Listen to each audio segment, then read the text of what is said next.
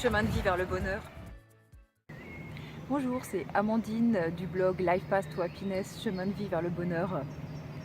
Ça vous arrive d'avoir des pensées parasites qui viennent vous ronger, des pensées qui viennent vous rappeler ce que vous avez dit, ce qu'on vous a dit, ce que vous avez fait, ce qu'on vous a fait. Par exemple, ce matin vous êtes intervenu en réunion et votre prise de parole est passée complètement inaperçue. En gros, vous avez fait un flop. Et au lieu de passer tranquillement la journée comme d'habitude, ça va vous travailler, ça va revenir par bribes dans votre cerveau et ça va complètement gâcher cette journée. Hier soir, vous avez dîné avec un ami proche et dans la conversation, il vous a raconté une anecdote sur quelqu'un que vous ne connaissez pas, mais qui vous a fait étrangement penser à vous, à la façon dont vous réagissez parfois. Et vous vous demandez s'il n'y avait pas un sous-entendu quelque part, s'il n'avait pas un message à vous faire passer. Et là, même mécanisme, vous êtes tranquillement chez vous et puis ça vous revient. Ah oui, et si il voulait me dire ceci, cela, ah j'aurais peut-être dû lui demander, enfin bref. Ça vous ronge et vous n'en sortez pas. Ruminer, ressasser, c'est fatigant. Alors, si vous vous reconnaissez dans les exemples de la vie de tous les jours que j'ai pris, bienvenue sur cette vidéo. Je vais partager 5 petits trucs qui vont vous permettre d'arrêter cette manie qui vous gâche la vie, qui vous empêche d'être tranquille. Mais avant de partager ces 5 petits trucs, je voudrais vous donner déjà 3 raisons pour vous convaincre de travailler sur ce point pour passer à autre chose. Première raison, vous faites ce qu'on appelle d'une mouche un éléphant.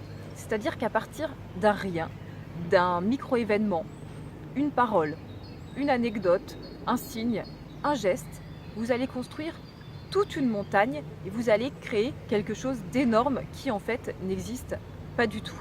Deuxième raison, c'est qu'au final, ce micro-événement, il n'a duré que quelques secondes. Donc pour vous, c'est uniquement quelques secondes de négatif. Quelques secondes ou quelques minutes où vous êtes mal à l'aise, quelques secondes où vous vous sentez un petit peu honteux. Voilà, quand vous faites votre flop, voilà, finalement, c'est quelques minutes où vous vous sentez pas très bien. Mais quand vous ressassez, vous ruminez, vous réengendrez dans votre esprit tout ce négatif sur non plus quelques minutes, mais là, plusieurs dizaines de minutes, voire plusieurs heures répétées dans la journée. Donc en fait, sur ça négatif, vous infligez vous-même une énorme dose de négatif et finalement vous faites votre propre malheur. Troisième raison, et c'est certainement la plus importante, c'est que les ruminations fonctionnent comme des pensées limitantes. C'est-à-dire qu'elles vont modifier votre comportement et vous empêcher d'agir comme vous l'auriez fait autrement. Je vais reprendre l'exemple de la réunion, il est assez explicite. Donc vous avez fait un flop en réunion, votre prise de parole est passée inaperçue. Il est fort à parier qu'avant la prochaine réunion, vous allez y repenser et que même en réunion, vous allez vous auto-censurer.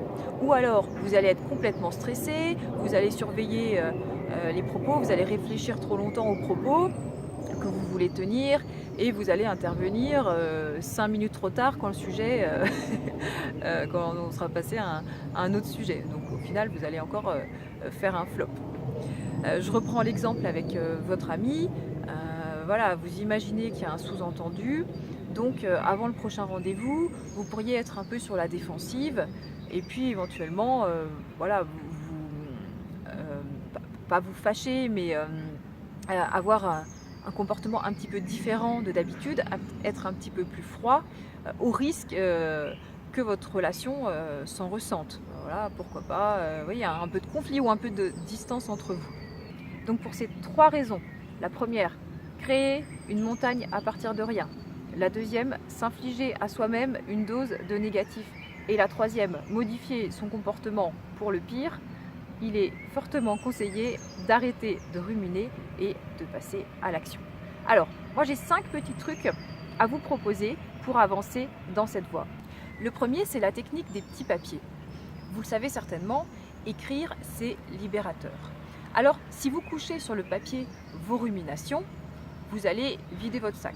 Vous allez vous sentir un peu plus libre. Et si, en plus de coucher sur le papier, ces petits papiers, vous vous en débarrassez, symboliquement, c'est comme si vous faisiez le vide dans votre esprit. Donc c'est encore plus efficace. Alors pour cette technique, vous n'avez pas besoin de beaucoup de matériel, juste des petits papiers. Vous allez écrire une rumination par papier. Par exemple, mon beau-père m'a répondu un petit peu froidement dimanche. Ou pour reprendre l'exemple de la réunion, j'ai fait un flop en réunion. Vous avez tous ces petits papiers négatifs et vous allez vous en débarrasser. Alors, au choix, selon ce qui vous fait le plus de bien, vous pouvez les brûler dans un environnement sécurisé, évidemment. Vous pouvez les déchirer en petits bouts. Vous pouvez les mettre à la poubelle et puis aller vider votre sac dans le conteneur collectif et hop, ne plus y penser. C'est à vous de trouver la technique, mais vous comprenez le principe. Le principe, c'est de vous débarrasser de ces ruminations. Alors faites cet exercice autant que de besoin. Ça peut être une fois par semaine, vous videz votre sac. Ça peut être une fois par jour dans les moments où vous êtes particulièrement fragilisé et vous avez beaucoup de remises en question. Et puis je voudrais partager aussi une petite technique dont m'a parlé un ami, donc une technique qui s'apparente à celle-ci. Merci Stéphane, entre parenthèses. Donc il avait fait un stage et la formatrice avait demandé aux participants d'inscrire sur des petits bouts de papier des moments douloureux ou désagréables qu'ils avaient vécus et puis de partir en forêt avec ces petits bouts de papier, donc voilà, en vivant un peu l'événement douloureux et au moment où ces personnes sentaient qu'ils pouvaient se débarrasser de cet événement, en faire le deuil, passer à autre chose, et ben elle proposait de l'enterrer, de les enterrer dans la forêt. Donc c'est aussi symbolique, je trouve que c'est une belle façon de faire le vide, même encore plus poétique finalement que de les jeter à la poubelle. Alors attention quand même à l'environnement, hein, on choisit dans ce cas-là des tout petits bouts de papier, et puis on essaye peut-être de les déchirer avant pour que ça soit très biodégradable. Voilà, on fait quand même attention à ça. Deuxième petit truc, moi j'ai un petit geste salvateur que j'utilise quand je veux passer à autre chose, je l'appelle le zap. En fait mon geste c'est celui-ci, je passe la main devant le front, comme quand on veut faire glisser des photos dans sa galerie là, sur son téléphone. Et ce petit geste, il indique à mon cerveau que je stoppe la pensée en cours et que je passe à autre chose. Hop, voilà, je suis sur cette pensée, je veux m'en débarrasser, hop, je passe à autre chose. Et j'ai conditionné mon cerveau pour que quand je réalise ce geste, je stoppe la rumination en cours. C'est un peu comme le réflexe de Pavlov. Alors, vous n'êtes pas obligé d'utiliser voilà, ce geste. Ça, c'est le mien. Il me convient parfaitement. Ce que je vous propose, c'est de trouver le petit geste qui vous va bien. Peut-être de préférence, pour des raisons de praticité, un petit geste discret que vous pouvez faire en société, dans la rue. Comme ça, dès que vous avez une rumination qui vous gâche l'instant présent, voilà, vous êtes bien, vous êtes avec des amis, et tout d'un coup, il y a cette pensée qui vous interrompt, qui vient vous perturber, vous faites votre petit geste, un peu plus discret. Vous voyez, moi, quand je fais plus discret, c'est un peu comme ça, comme si je me frottais le front.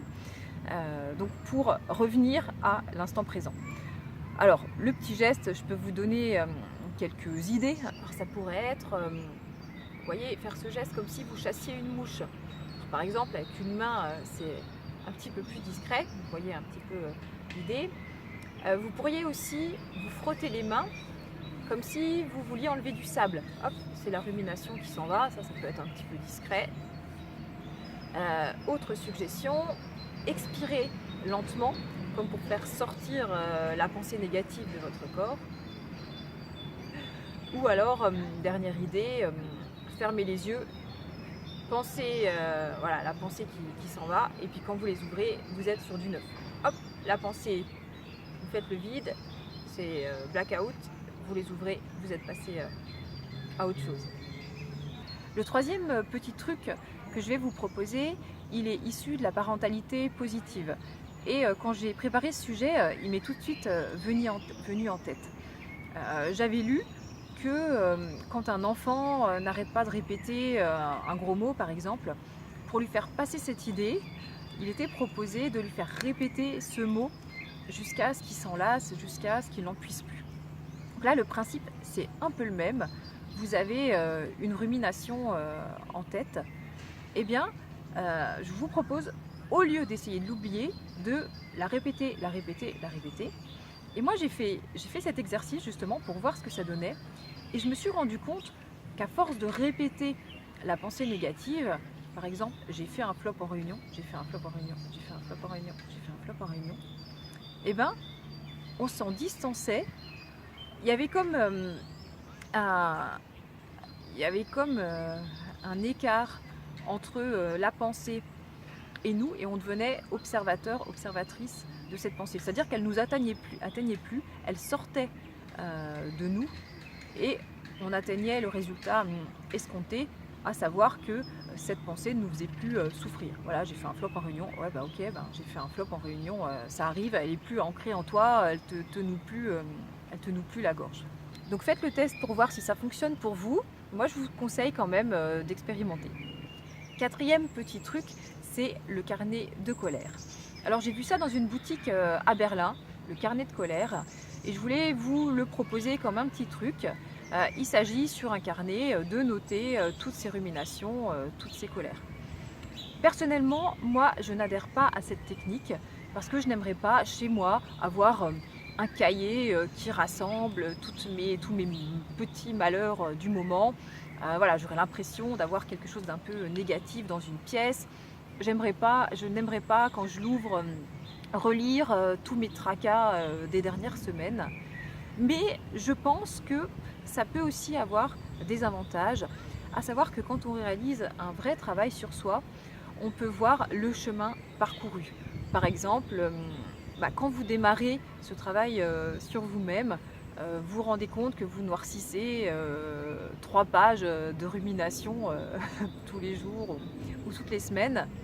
Et puis vous vous rendez compte que 2 semaines, 3 semaines, 1 mois, 3 mois plus tard, vous ne remplissez plus qu'une page, une demi-page et puis 3 lignes de rumination. Donc ça peut aussi faire du bien. Il y a des personnes, je pense, qui aiment garder peut-être l'histoire de leur cheminement personnel, de leur développement personnel. Donc je voulais quand même partager avec vous cette petite astuce. Quelle que soit la technique que vous choisissez, que ce soit les petits papiers, le petit geste, la répétition, le carnet de colère, n'hésitez pas à faire le vide régulièrement. C'est ça qui produit un effet libérateur.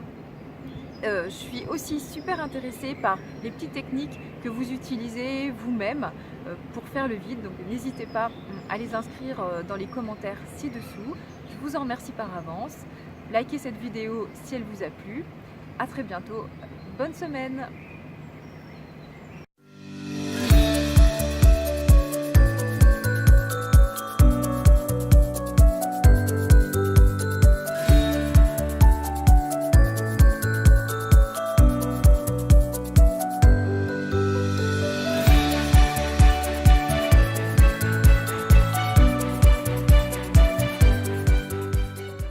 Trouvez votre chemin de vie vers le bonheur.